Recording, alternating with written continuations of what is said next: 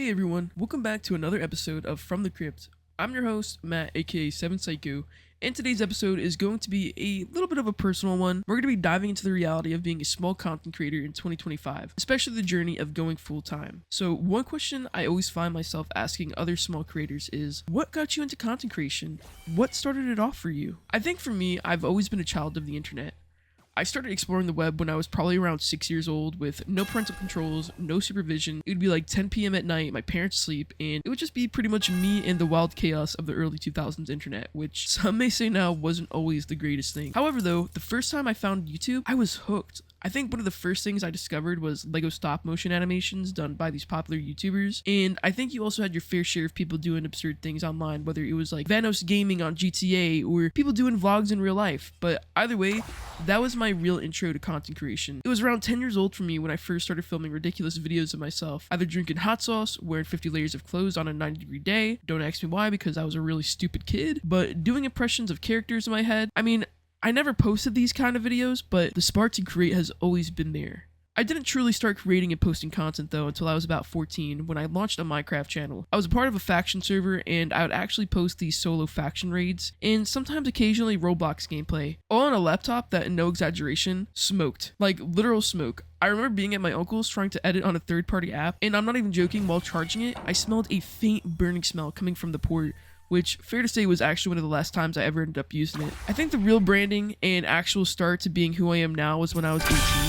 I finally remember getting a pre-built iBuy Power from Micro Center with my mom. I remember I asked her that same day, there's a computer I really want to buy, I've seen it online, I want to go to the store and get it there and then. That's actually when it kind of changed everything for me. Editing no longer crashed my system. I had a friend named Ty who gave me a cracked version of Sony Vegas, and I actually fell in love with making Counter-Strike Global Offensive montages, which some of them did actually pretty okay. For a while, I was actually kind of stagnant where I wasn't uploading on YouTube as much and that I wasn't really doing anything at all. I was kind of just like chilling most of the time and I knew I wanted to do more as a creator, but I didn't know where to actually start. So fast forward to 2020, COVID hit. What does everybody do? They try to become a content creator. Everybody starts streaming. Everybody looks up the best equipment to use or the best settings. I kind of followed that pipeline. I remember it was like October 2020 when I first started streaming for the first time, and my first game, BioShock, to which my surprise, a lot of people actually showed up.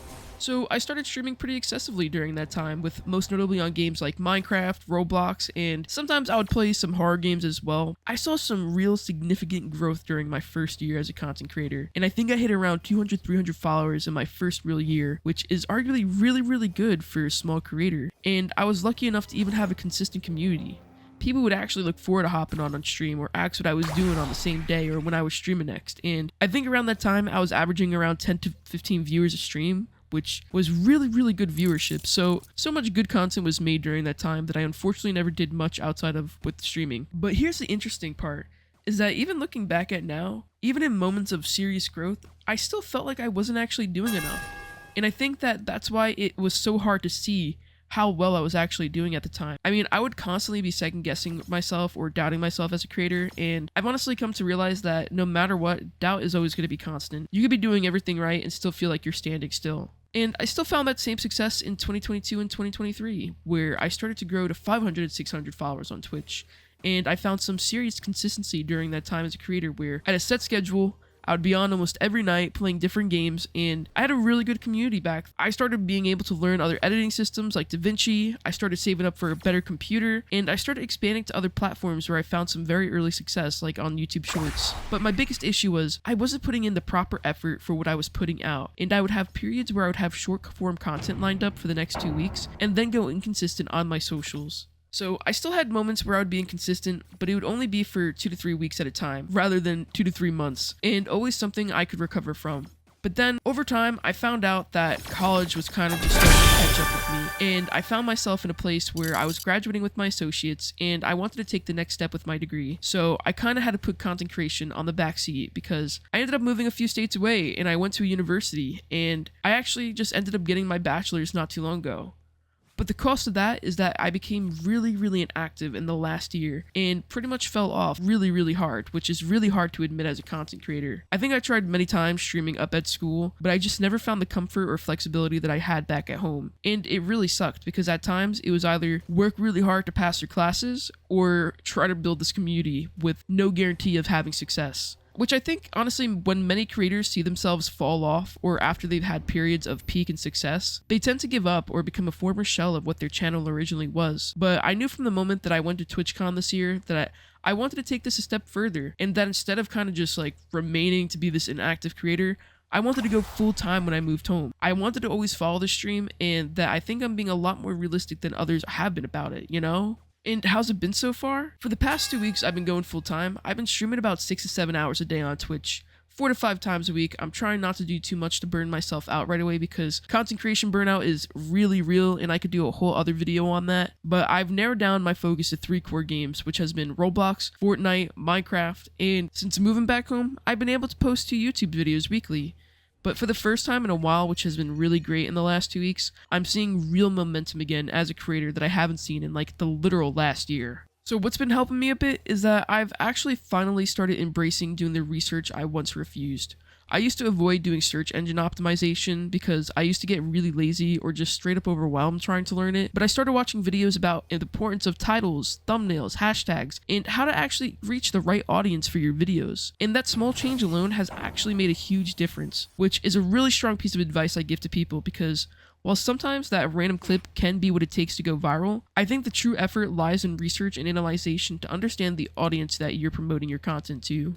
And I've noticed that 2 of my most recent videos broke 200 plus views, and from April to May, I've actually accumulated over 14,000 views and 50 plus new subscribers. After months of dry spells with some of my videos, I realized that the issue wasn't the content, it was the intros, the pacing, the titles, the thumbnails, and when I adjusted those, people started sticking around more. I've noticed that my attention rate has actually started going up as a content creator, and an important lesson is that every video is going to teach you something. You're never done learning as a creator, and I can tell you that there's creators now like Summit1G, Tim the Tap Man, all these other people I could start recommending who are constantly learning algorithms or what it is to keep yourself updated as a creator. Now Twitch-wise, I recently just started streaming again in the last 2 weeks, and I started at 745 followers in early May. Now I'm currently sitting at 775, which honestly, while it does seem small, it's actually really huge because to gain 30 followers in the span of 2 weeks has actually made it feel like I'm actually growing again, and it's really cool because I've been able to connect with a lot of new people who are interacting with my stream. But here's some of the things I can share with you as a small creator trying to grow alongside other small creators. Set your boundaries immediately. In the past, I let too many people cross lines just because I wanted to please everyone or be welcoming, but sometimes you have to let the bad apples rot. You can't build a healthy community without protecting your own peace. This also goes for trusting fellow creators. Some will only show support when it benefits them. The ones who shout you out the loudest can often vanish just as quickly, so learn to recognize who's really in your corner. One of the biggest things I've learned lately is to also stop being so superstitious over your content. I used to obsess over the perfect time to post, but honestly, some of my best videos happened when I uploaded them at random. Don't overthink the algorithm, don't let scheduling stress you out. Focus on good content, not perfect timing. And also know that sometimes TikTok and YouTube just absolutely suck when it comes to pushing content. It's worth reposting or even starting fresh on a new account if needed. Don't be afraid to mix it up. Try different content that appeals to you, and play what you actually enjoy, because if you're not into it, your audience won't be either. Don't fall into the trap of being a people pleaser, because at the end of the day, you're the one who's going to feel burnt out the most. And lastly, put yourself out there. There are always people looking to collab, chat, and support one another. Sometimes you just have to be willing to take that first step. So, to wrap it up, June is my first real month grinding, and so far, I'm feeling really hopeful. I feel like I'm finally getting back into my groove, and maybe in a few months, I'll be able to record another episode like this with even more progress to share.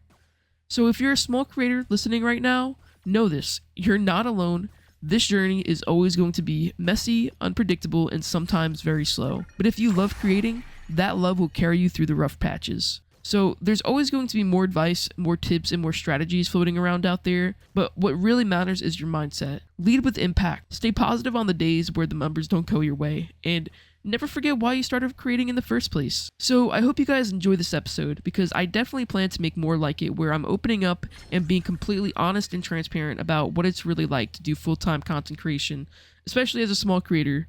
So thanks for listening to From the Crypt. If you've connected with anything I've said today, feel free to reach out, share this with another small creator who might need to hear it, and keep an eye out for the next episode. I've always got so much more to talk about. Until next time.